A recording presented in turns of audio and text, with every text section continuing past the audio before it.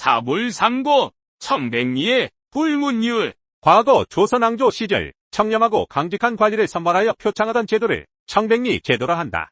말 그대로 관리는 청렴하고 깨끗한 성품을 지녀야 한다는 뜻이다.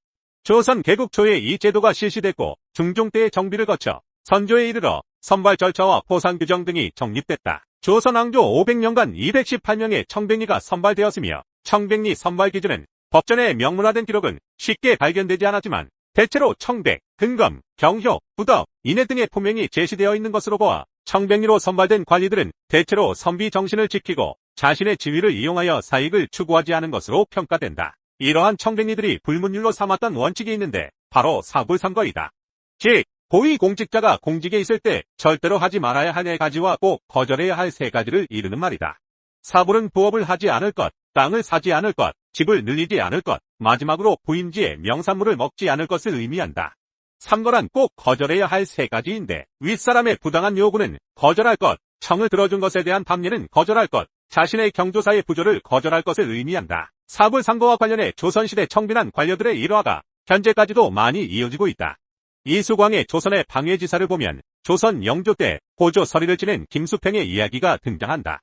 전설의 아전이라고도 불리던 김수팽은 청렴하고 강직해 숱한 일화를 남겼다. 그에 얽힌 4가지의 일화를 통해 각각의 교훈을 살펴볼 수 있다. 첫 번째 일화로 호조 판서가 바둑을 두느라고 공문서 결제를 미루자 김수팽이 대청에 올라가 바둑판을 확 쓸어버리고는 무릎을 꿇고 말했습니다. 죽을 죄를 지었으나 결제부터 해주시기 바랍니다. 그의 말에 호조 판서는 죄를 묻지 않고 결제를 해줬다고 합니다. 또 어느 날은 김수팽이 숙직하던 날 대전 내관이 왕명이라며 10만 금을 요청했습니다.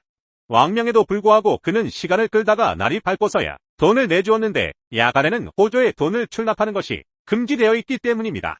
내관이 사형에 처할 일이라고 했으나 영조는 오히려 김수팽을 기특히 여겼다. 세 번째 일화로는 그가 아우의 집에 들렀는데 마당 여기저기에 염료통이 놓여 있었습니다. 알고 보니 아우의 아내가 부업으로 염세기를 했던 것입니다. 그 말을 듣자 김수팽은 염료통을 모두 엎어버리며 이렇게 말했습니다. 우리가 나라의 녹을 받고 있는데 부업을 한다면 가난한 사람들은 무엇으로 먹고 살라는 것이냐. 마지막 4번째 일화입니다.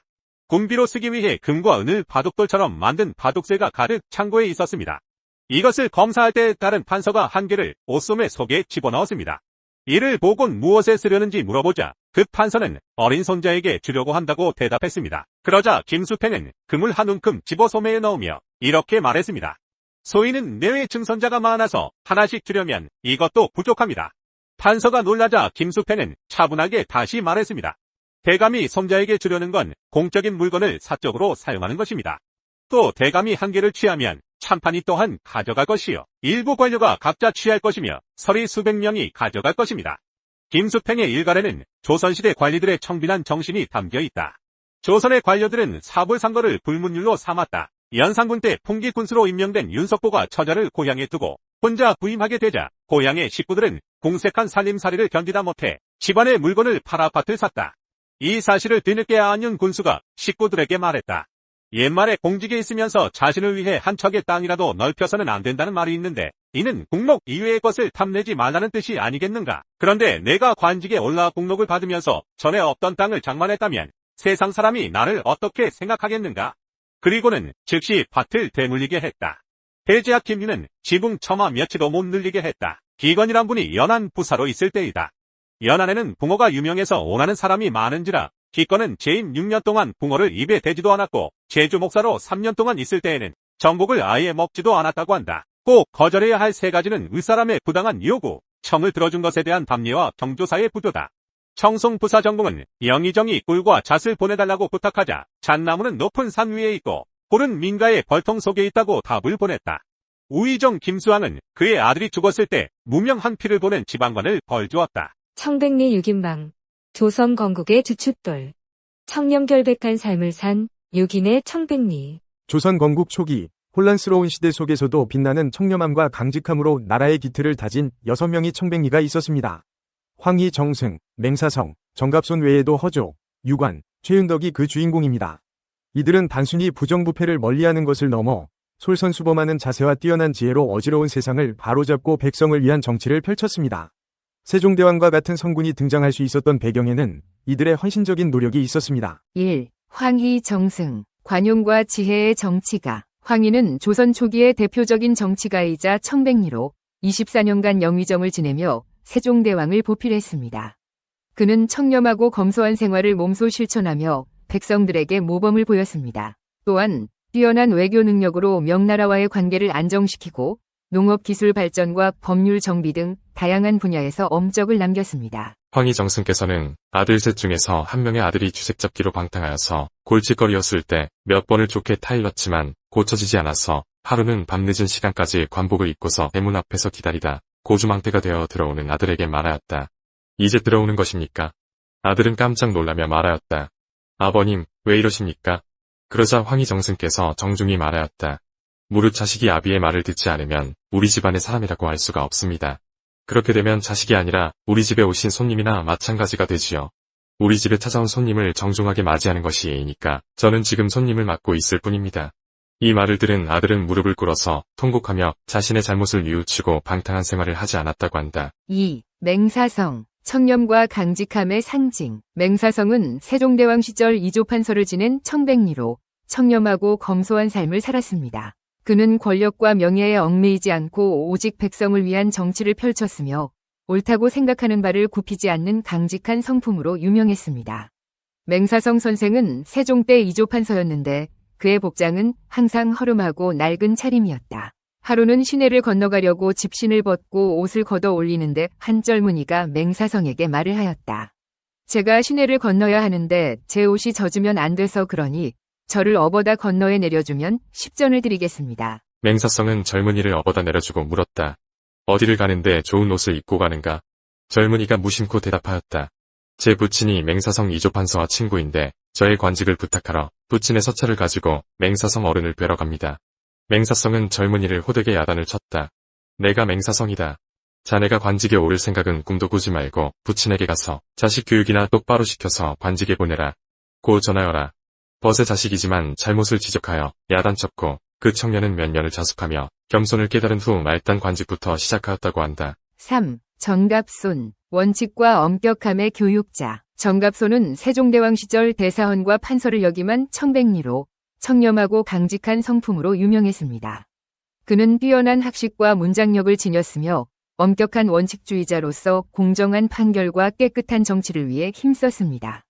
세종 초기에 대사헌과 판서를 역임하였던 정갑손 선생은 3남 1녀를 두었는데 셋째 아들인 정우는 효성이 지극했고 문제가 빼어났다.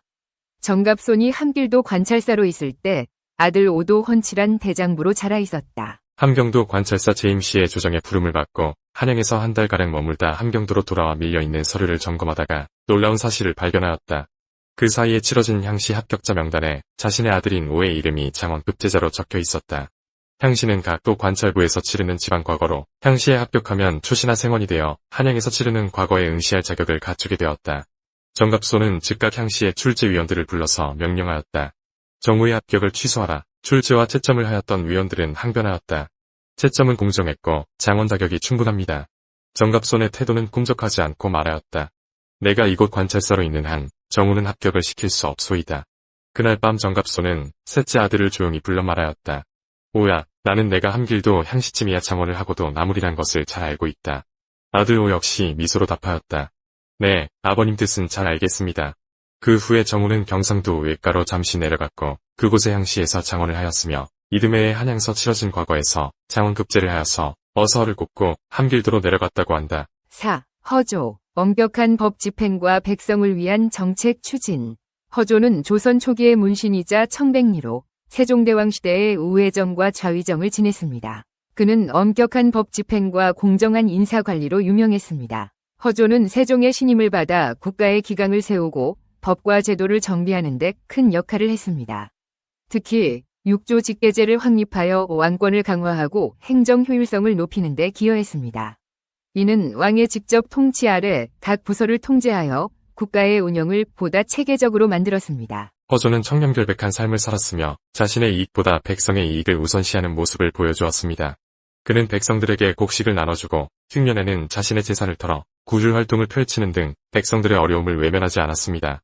이러한 행동은 백성들로부터 많은 존경을 받게 했으며 그의 이름은 후대에도 청렴의 상징으로 남았습니다. 또한 허조는 농업 기술 발전을 위한 다양한 정책을 추진하여 백성들의 생활 안정을 도모했습니다. 이는 국가의 경제적 기반을 튼튼히 하고 백성들의 삶의 질을 향상시키는 중요한 역할을 했습니다.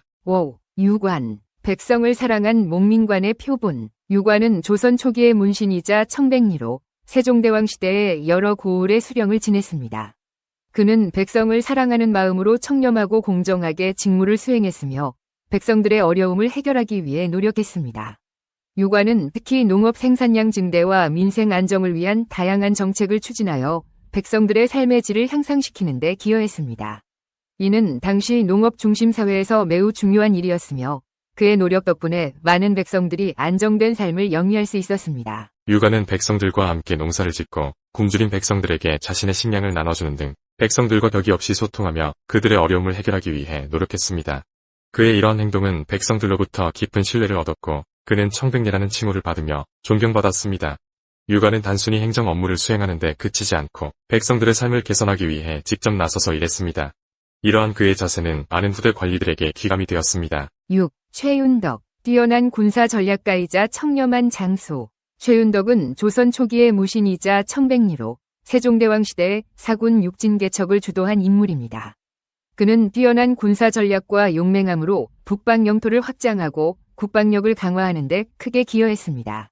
최윤덕은 군사적 재능뿐만 아니라 청렴하고 검소한 삶을 살며 부하들에게 모범을 보였습니다. 이는 단순히 전쟁에서의 승리뿐만 아니라 군 내부의 단결과 기강을 유지하는 데 큰 역할을 했습니다. 최윤덕은 사군 육진 개척 과정에서 백성들의 안전을 최우선으로 생각하고 현지 주민들의 생활 안정을 위해 노력했습니다. 그는 전쟁 중에도 약탈이나 횡령을 금지하고 군기를 엄격하게 유지하여 백성들의 신뢰를 얻었습니다. 이는 단순히 군사적 승리에 그치지 않고 백성들의 삶의 질을 높이는 데 기여한 그의 업적을 보여줍니다. 또한 최윤덕은 전쟁 후에도 현지 주민들을 위한 다양한 지원 정책을 펼쳐 지역사회의 안정을 도모했습니다. 황희, 맹사성, 정갑손, 허조, 유관, 최윤덕은 조선 초기 혼란스러운 시대 속에서도 청렴함과 강직함을 잃지 않고 백성을 위한 정치를 펼친 위대한 인물들입니다. 이들의 삶은 오늘날 우리에게도 큰 교훈을 줍니다. 권력과 명예에 흔들리지 않고 오직 정의와 진실을 추구하는 자세, 끊임없이 배우고 탐구하는 자세, 그리고 솔선수범하며 백성을 위한 봉사하는 자세는 시대를 초월하여 우리가 본받아야 할 가치입니다. 임진왜란 당시 대위 같은 계급에서 별 2개로 파격 진급을 하고 현지에 부임한 이순신은 당시 경상 좌수사 박홍과 경상 우수영 원균 그리고 전라 우수사 이혁기가 있는 가운데 여기에 전라 좌수영 절도사로 내려왔으니 예나 지금이나 군대 조직에서 파격적인 계급장을 달고 내려온 이순신을 보고 이들이 가만히 있을 리가 있었겠는가. 1597년 2월 이순신은 원균의 모함으로 한산 통제영에서 체포되어 한양으로 압송, 선조가 지켜보고 있는 가운데 국형장이 열리게 되는데 200명의 문무백관 모두가 이순신은 역적이오니 죽여야 하옵니다 라고 외친다. 아침부터 다음날 새벽까지 이순신을 죽여야 한다라고 선조 임금을 압박하고 심지어 이순신을 발탁해주고 6계급 하격으로 진급을 시키는데 크게 힘을 써준 유성룡까지도 공은 공, 사는 사라고 하며 이순신을 죽여야 한다라는 문무백관들의 의견에 반대를 하지 못했습니다. 당시 이순신의 역적 누명 상황이 어떠했겠는가를 미루어 짐작이 가고도 남습니다. 그런데 왜 이틀이 걸려도 이순신의 형의 집행을 못하고 있었는가? 당시의 영의정 겸 국가비상사태 직무총사령관으로 도채찰사인 오리 이원익이 선조 임금의 어명으로 임진왜란의 전시상태에서 모든 권한을 쥐고 있었기 때문입니다. 그러니까 전시상태에서 아무리 임금과 문무백관들이 이순신을 죽여야 한다라고 외쳐도 도채찰사인 이원익의 승낙 없이는 선조 임금도 어쩔 수 없는 상황이었습니다. 이원익은 거듭되는 선조 임금의 형 집행 재촉에 청사의 길이 남는 그 유명한 명대사 전하께서 전시 중에 신을 패하지 못하시는 것처럼 신 또한 전쟁 중에 삼도 수군통제사인 이순신을 해임 못하옵니다 라는 이원익의 이 말 한마디에 선조 임금도 체념을 하고 드디어 이틀이나 걸린 이순신 국형장에서 문무백관들이 지켜보는 가운데 도채찰사가 그리 말을 하니 이순신이 죄가 없는가 보구나 라며 이순신은 사형을 면하게 되었습니다. 당시에 문무백관 199명 대 1, 즉 이원익 딱 한 사람만이 반대를 하여 이순신을 살려낸 것입니다. 안민 이처째이고 나머지는 군더더기일 뿐 자신을 낮추고 오직 나라와 백성만 떠받든 공복, 그가 있으면 온갖 사물이 제자리를 잡게 되는 소박한 그러나 비범한 조선의 대표 청백리 명제상 오리 이원익 대감이었습니다. 이순신이 온갖 시기 질투와 모함으로 사형 직전까지 간 금안고 애충신 이순신을 알아보고 199대 1로 그리고 선조 임금까지의 불신으로부터 이순신을 믿어준 오리 이원익의 탁월한 선견지명에 감탄하지 않을 수가 없습니다. 이순신을 살리고 도탄에 빠진 나라의 영토와 백성들의 생명과 조선 사직을 지켜낸 오리 이원익이야말로 만고의 길이 빛나는 충신이요. 나라의 보배 중에 보배라고 감히 말할 수 있지 않을까요? 199명이라는 숫자가 나라를 구하는 것이 아니라 한 명의 오리 이원익이 나라를 구한 것입니다. 한 사람 오직 올바른 한 사람이 중요합니다. 그래도 어찌 보면 이순신 장군은 행복한 분이었습니다.